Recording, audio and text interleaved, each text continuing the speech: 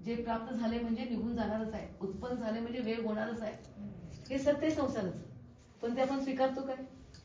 आपल्याला संयोग पाहिजे, संयोग संबंध पाहिजे, पण वियोग संबंध नको.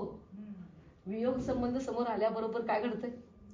अंतरंगामध्ये एवढ्या मोठ्या उलतापालती, बाहेरचं चक्रीवादळ आणि शांत होईल, पण आतलं चक्रीवादळ लवकर शांत होत नाही. होतंय काय शांत? कोण शांत करणार? स्वतःच करा. आपणच करलं पाहिजे ना. पण ते कधी करणार? कळल्यानंतर ना. आपल्या चुका कळल्यानंतर. आपल्या चुका जो पण कळते तो पण चक्रीवादळ शांत होते नाही होत. चुका कळतात पण वळत नाही. पुरुषार्थ होत नाही. पुरुषार्थ होत नाही. चुका कळून सुद्धा ते चक्रीवादळ थांबत नाही. म्हणजे ते पुरुषार्थ हे बघा माताजी, चुका कळून सुद्धा चक्रीवादळ थांबत नाही, हे सत्य. पण का थांबत नाही? आपण आपल्याला महत्व देत नाही, आपण आपल्याला किंमत देत नाही. आपण किती अमूल्य आहोत, आपलं भाव किती अमूल्य आहे हे समजूनच कधी घेत नाही, आणि त्यामुळे चक्रीवादळ थांबत नाही. आपण स्वतः अलिप्त होऊन जगायचा प्रयत्न करत नाही. आपण स्वतःला सगळ्यांपेक्षा सगळ्या, हे बघा, एकच जीव तत्व आहे आणि राहिलेले 6 तत्व काय आहेत? शक्ती कुणाची मोठी आहे? जीवाची शक्ती मोठी. पण त्या जीवाची शक्ती मोठी असताना पण ते राहिलेल्या 6 तत्व आहेत किंवा 6 द्रव्य, आणि राहिलेले 6 द्रव्य, 6 द्रव्यापैकी एक द्रव्य जीवद्रव्य आणि 7 तत्वापैकी एक तत्व जीवतत्व आहे. त्या जीव तत्वाची शक्ती मोठी आहे, म्हणजे जीवद्रव्याची शक्ती मोठी आहे. सगळे अजीव आहेत, त्यांचा काहीही संबंध नाही, कारण ते जीव नाहीच आहे हे कळून सुद्धा त्यांच्याच पाठीमागे लागलोय आपण रात्रंदिवस. लागलोय की नाही? म्हणजे आपण काय केलं माहितीये काय? आपली बुद्धी जड करून ठेवली, जडाच्या पाठीमागे लागून आपली बुद्धी जडत्व करून ठेवली. म्हणजे अंतरंगातलं चक्रीवादळ जर थांबायचं असेल माताजी, तर स्वतःच्या आत्मस्वरूपाचं चिंतन करायला पाहिजे, अस्तिकी गुणाचं चिंतन करायला पाहिजे. त्याशिवाय प्रश्न गुण पण येत नाही. होय, मी जीव आहे. अस्तिकी म्हणजे मी जीव आहे, मी ज्ञातादृष्टा जीव आहे, आनंद दर्शन, आनंद ज्ञान, आनंद सुख स्वरूपी आहे मी. बरोबर? ह्याच्याशिवाय दुसरा स्वभावच माझा नाहीये. मी म्हणजे सुख आहे, मी म्हणजे शांती आहे, मी म्हणजे चिदानंद स्वरूपी आत्मा आहे, मी म्हणजे प्रसन्न आहे, मी अजरामर आहे, मी मृत्युंजय. ह्याशिवाय माझा स्वभाव दुसरा नाही, माझं स्वरूप पण दुसरं नाही. हे आपण जाणतो काय? स्वीकारतो काय आपण?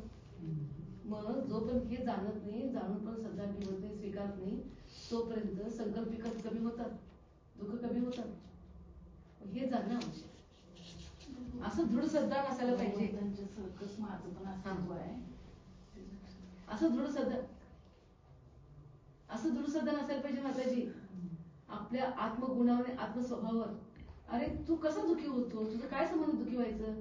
तुझा स्वभाव सुख आहेस, तू स्वतः म्हणजे सुखच आहेस. आत्मा म्हणजे सुखच, आत्मा म्हणजे आनंदच, आत्मा म्हणजे निर्विकारच. मग दुःखी व्हायचं संबंध कुठे येते? संबंध आहे दुःखी व्हायचं? नाहीच. मग तरी पण दुःखी होतोस. मग तू सम्यक दृष्टी आहेस का मिथ्या दृष्टी आहेस? मिथ्या दृष्टी. हे कळते की नाही? मग आता मिथ्यात्वातनं उठून काय करायला पाहिजे? सम्यक्त्वामध्ये जायला पाहिजे. आणि सम्यक्त्वामध्ये फक्त जाऊन उपयोग नाही, त्यात दृढता ठेवून स्थिर राहायला पाहिजे. स्थिर राहायला पाहिजे. आणि ती स्थिरता येण्यासाठी रात्रंदिवस सावधानता पाहिजे. आता सम्यक दृष्टीला इहभव भय, परभव भय, मरण भय, ह्या भवाचं भय नाही. माझं कोण सेवा करतील काय? मला शेवटला नमोकार नंतर कोण सांगतील काय? माझी वयावृत्ती कोण करतील काय? मला कोण भेटतील काय? माझं कसं होणार? माझं काय होणार? हे भय सम्यक दृष्टीला एवढं अणु परमाणू पण असते.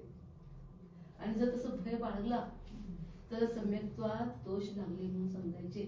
दोष लागले काय? सम्यक्त्व गेलंच म्हणून समजायचं. कारण हे बघा, कर्मसिद्धांचा दृढ श्रद्धा पाहिजे की नको? कर्मसिद्धांचा दृढ श्रद्धा ठेवतोय सम्यक दृष्टी कधी पण. जे घडणार आहे ते माझ्या कर्माप्रमाणे घडणारच आहे.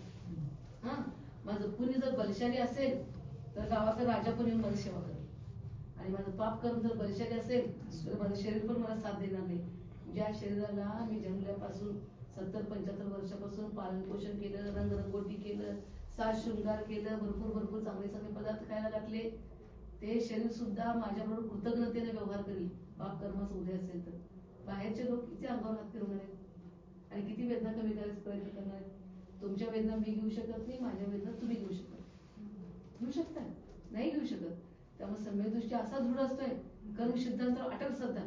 अरे कोण मला सुख देणार पण समर्थ नाही आणि कोण मला दुःख द्यायला पण समर्थ नाही. माझं पुण्यच मला सुख देणार आहे, माझं पापच मला दुःख देणार आहे. तुम्ही कोण समर्थ आहात? त्यामुळे तुम्हाला कोणाला यायचं नाही, येऊ नका. सगळ्यांना यायचं आहे, सगळ्यांनी. काय संबंध आहे? तुम्ही आला तर पण तेवढंच, तुम्ही नाही आला तरी पण तेवढंच, तुम्ही केला तरी पण तेवढंच, नाही केलं तरी पण तेवढंच. का? माझं पुण्य समर्थ आहे मला सांभाळायला. प्रत्येक जीव जन्माला येताना स्वतःचं पाप आणि पुण्य कर्म घेऊन जन्माला येतोय की नाही? आणि त्याचं पाप कर्मच त्याला दुःख देत असते, त्याचं पुण्य कर्म त्याला सुखी देत असते. त्याचं कर्मच त्याची व्यवस्था करत असते. दुसरे कोण सुद्धा त्याची व्यवस्था करत नाही. तर आपल्या अंतरंगात हे खोटे भाव आहेत. त्यांनी व्यवस्था केली, त्यांनी व्यवस्था केली, ह्यांनी चांगलं केलं, त्यांनी चांगलं केलं. कोण सुद्धा करत नाहीत. आपण कमवलेलं कर्मच आपली व्यवस्था करते. त्यामुळं तो सम्यक दृष्टी असं